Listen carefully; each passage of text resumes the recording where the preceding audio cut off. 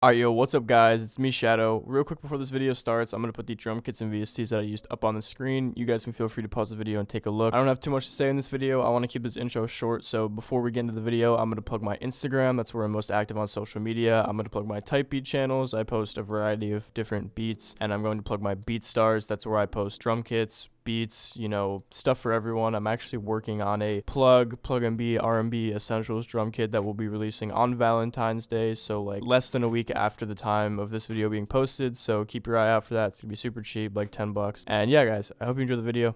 Have a good day or night. Peace.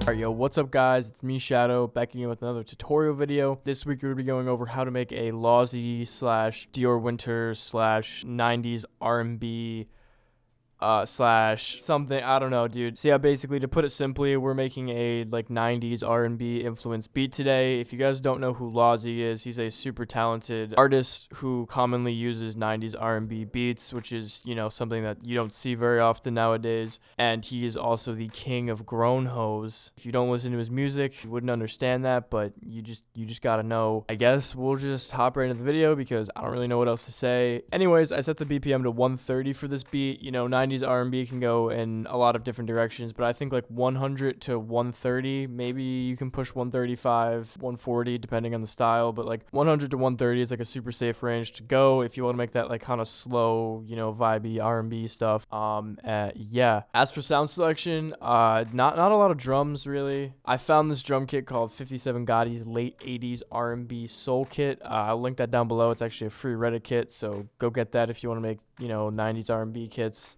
What? 90s R&B beats. I'm not very well versed in, you know, this style, so I will say, guys, you know, I guess go a little easy on me in this video because, you know, this is a genre that I hardly ever make. I have like a very small amount of experience making plug and be, and that is about it. Yeah, I mean, if this beat's not perfect, that's why. Anyways, these are the drums that I used from this 80s R&B kit.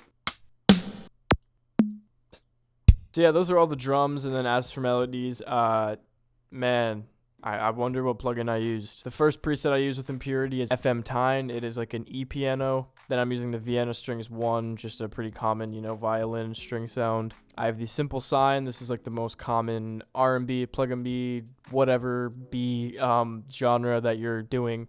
You know, it's just very common within the genre. Then I have the pizzicato, Italian word or something like that. I heard someone pronounce it correctly recently, but I forget. Then I have the Fat Draken 1. I have the First Impressions keys. I have the 90s Layers key. Then I have the Simple Pulse lead. And lastly, the bells with harmonics. As you can see, I used an absurd amount of Purity instances. I'm not going to recommend Purity for these kinds of beats. I think that's one of the reasons why this beat might have fallen short of what you would normally make for the genre. You can definitely use Purity. I'm like pretty certain that Dior Winter and a lot of 90s R&B mixed with plug and B producers often use plugins within the Rolling Cloud bundle. Depending on the subscription, it's like $30 to $100 a year, and you basically get a bunch of cool plugins, including SRX Orchestra and a bunch of like JV instruments and stuff like that. I had a free trial and it's over, so I can't actually use it for this video, but yeah, that's like the go-to plugins for these kind of beats. I'm actually releasing a plug and be essentials kit. I'm releasing it on Valentine's Day. You know, I figured like, ooh, plug and be, cool, and it's only gonna be like $10, I think, and it's basically going to be an essentials kit. The main selling point of the kit, I believe, is going to be the one-shots, because I'm going to try my best to replicate the most common presets used in Purity into one-shots. So instead of paying $70 for Purity, you can pay like $10, get a bunch of good one-shots on top of drums.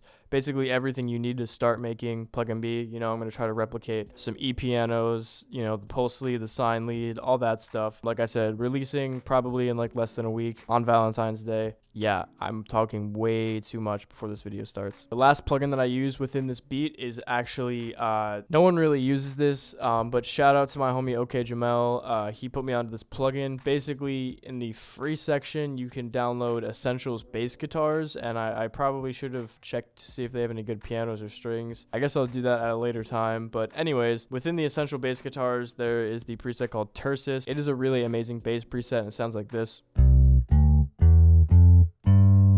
You don't want to use 808s in these kind of beats. You want to use super subby, realistic sounding bass guitars. So perfect preset, and it's free. Go get that. All right, I apologize for the super lengthy intro, guys, but we're just gonna hop right into this. Starting off, we have the main chord progression. This is what it's gonna sound like.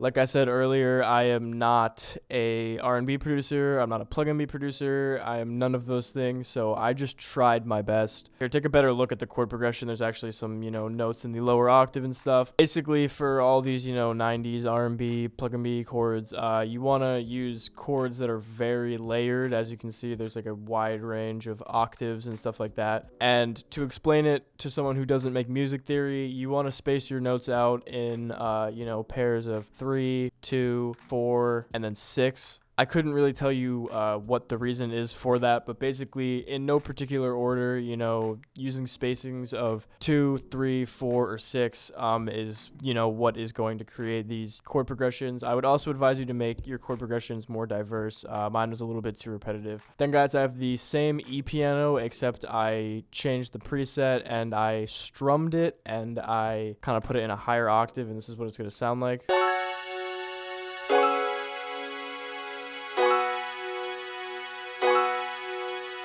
Basically, to strum, you click Alt-S, and it will bring up the strummizer, and, you could change the timing like this, and it will strum in a different timing. Layering your pianos is super good for these kind of beats. These beats always sound super full and super put together, but also like vintage, inspired by 90s. I only use 2 pianos. I would recommend honestly using 3 to 4 depending on if it sounds good or not, but yeah, that's what I did for this beat. We're gonna add more layering to the chords with a string, and it's gonna sound like this.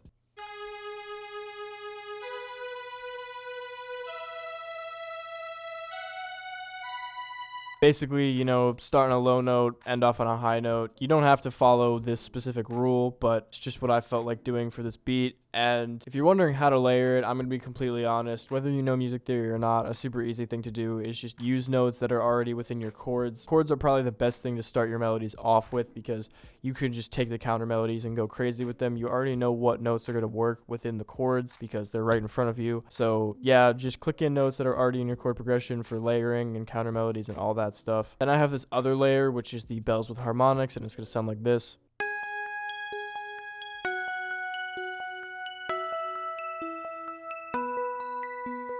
Then, guys, I threw in this little like accent pizzicato string, accent plucky sound. It's gonna sound like this.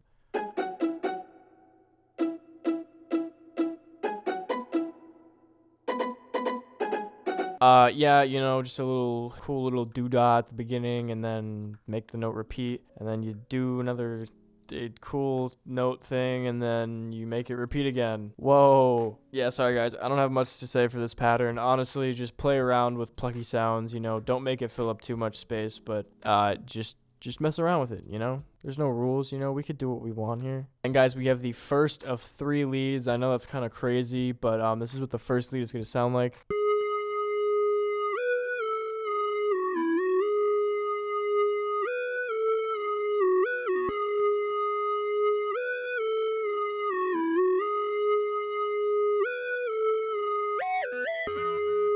Nothing too crazy. The basis of the chord progression is a G sharp. It's, again, a note that's already in the chord progression we created. And then, I just play around, do whatever I feel like doing. You want to make sure that the notes slide. You want to make sure they overlap each other. And, just for some extra sauce, throw things in like this where, say, I could have just played a B note here, but I instead put an F sharp that led into the B note. So, it kind of adds like a little glide as if you were playing it, more naturally on a piano. Some, R&B, jazz, groove, stuff like that. I'm not going to have too much to talk about with the leads because there's really no formula for it. You just want to have fun and make it complex but not too complex. Then, guys, we have the second lead that sounds like this.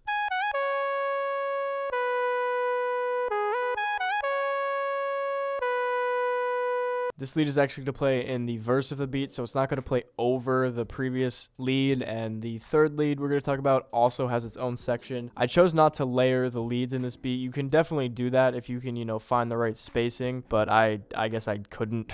Again, nothing too crazy, only a couple notes, whatever. I wanted this to be super simple because it was for the verse. And then, guys, this is the last lead that we have. It's going to sound like this.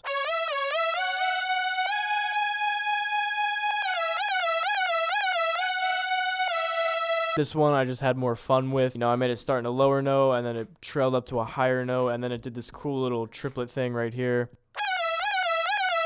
And the way I did that is literally just taking 3 notes that I already used. I used a G sharp, I used an F, I used an E, so I just took it and repeated it within this little like bar section here. And I just pasted it over again, and it sounded cool, so I did it. Then lastly, guys, we have the bass preset. I don't think I did amazing on this, but I did okay, and this is what it sounds like.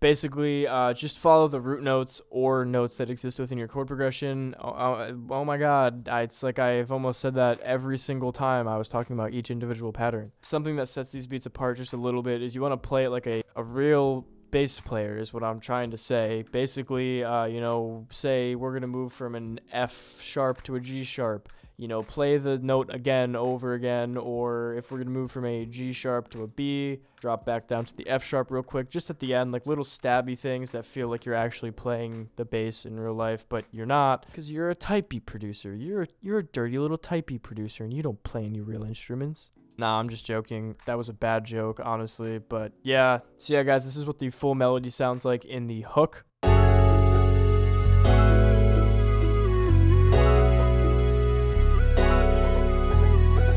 And then this is what the full melody sounds like in the verse.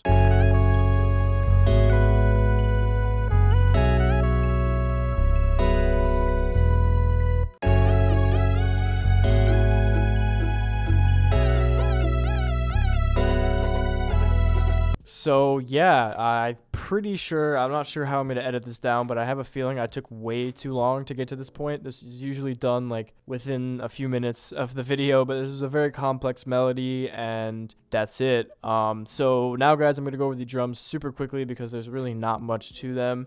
And then I'm going to go over the structuring, mixing, and we're going to wrap this video up. I'm going to try not to spend too much time on these parts because there's not too much to it. Starting off with the drums, we have the hi-hat and clap, which are going to sound like this.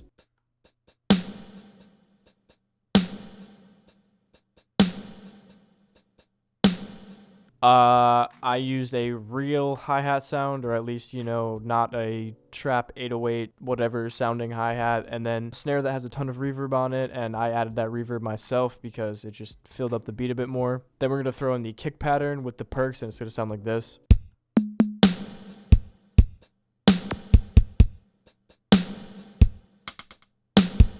I didn't split the perks from the drums because I wanted them to play during the whole beat. But yeah, guys, those are the drums. I'm going to try to go over the structuring quickly because even though it seems complex, it's really not. There's just a bunch of melody sounds. So basically, to start off, I followed a very basic structuring method where the beat drops right away. It's a 16-bar hook, 16-bar verse, an 8-bar bridge, and then you repeat the beat from there. It's actually just copying that over again, and then you end the beat after that. The bridge will act as an outro at the end. To make this beat flow more, you know, I do basic things like the main lead only comes in at the end half of the hook. Once we switch to the verse, I completely take out the lead and switch it out for a different one. We use one lead for the first half of the verse, and then for the second half of the verse, we use a different lead. The bell harmonics only play for the first quarter and the third quarter of the verse, and, you know, I EQ out the bridge, and then from there it just repeats. But yeah, guys, basically for structuring, guys, you can do whatever you want, but some basic rules for structuring: if you have a melody that's complex enough to allow it, take sounds out for the verse, maybe even take some sounds out for the beginning of the hook, so that, you know, even the hook is moving. You want the beat to move, and the best way to do that is to take sounds out and bring them back in and out and whatever. So that is literally all I have to say about the structuring, and I guess that's it, guys. As for mixing, I always take the limiter off my beat. You can use a soft clipper if you want. I don't personally, This EQ was only for automation. For the clap, I used reverb and I used these settings. I'm not very good at reverbing hi-hats or claps because, you know, it ends up sounding kind of muddy. I made the kick mono because it was just too wide. And then I made a lot of the sounds stereo. You know, the pad, the main keys, a lot of the leads, those were all stereo. And then for the main hook lead, I added a destructor with the lo-fi bit crusher, and then I added a destructor with the default preset. That's what gave it that weird, like funky, you know, jarring sound. So that is going to wrap up this video, guys. I hope you enjoyed it. If you watched it all the way through to the end, thank you so much. I really do appreciate you guys who watch my videos all the way through to the end. If you guys like this video, leave a like. If you didn't, don't. Remember to hit the subscribe button. I post videos 2 times a week covering underground and up-and-coming artists, challenge videos, entertainment content, and more. And yeah, guys, I hope you enjoyed this video. Have a good day or night. Peace.